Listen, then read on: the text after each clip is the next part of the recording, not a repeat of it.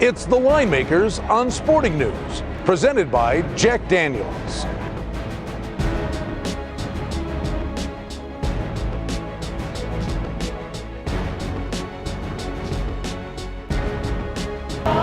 This is the Jack Daniels Game of the Week. It's Thanksgiving weekend, and we got a Christmas present for you.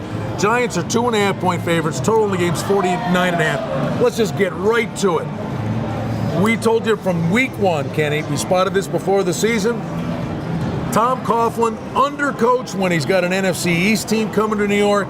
When it's a team from out of the division, the games fly over the total. The only one that it lost this year should have flown over the total. That was the game with Pittsburgh, where they did a fake field goal from the 2, had turnovers in the red zone, and a fumble recovery in the 8th. The guy tried to pick it up and said it over.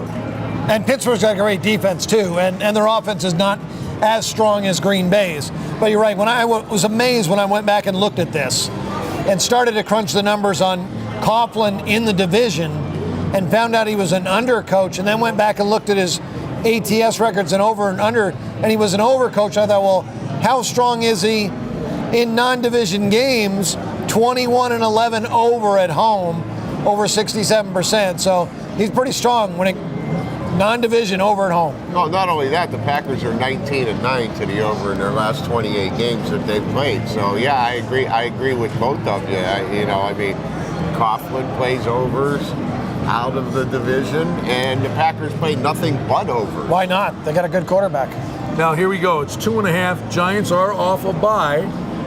Their offense, however, we're yelling and screaming at you over. The Giants' offense has been struggling. The bye couldn't have come at a better time for them. No, they really needed the bye. Looking at what Manning had done in his 3 games up to that bye, 0 touchdowns, 4 INTs. Well, we know that they were struggling. They did say this week that Manning was throwing the ball better in practice, had more zip on the ball. Packers have won 5 in a row. They're 4-1 against the spread. The thing about this matchup is the Packers have beaten the Giants 3 times in the last couple of years in the regular season.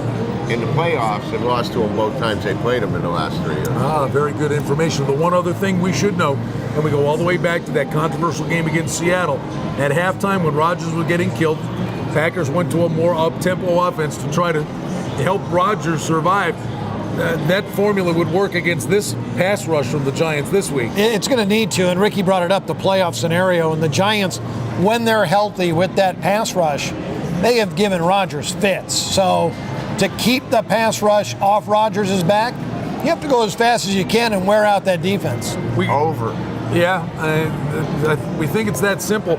2.5. What happens? Does it close 3? I think it does close 3 only because of all of the injuries for Green Bay, a short week traveling.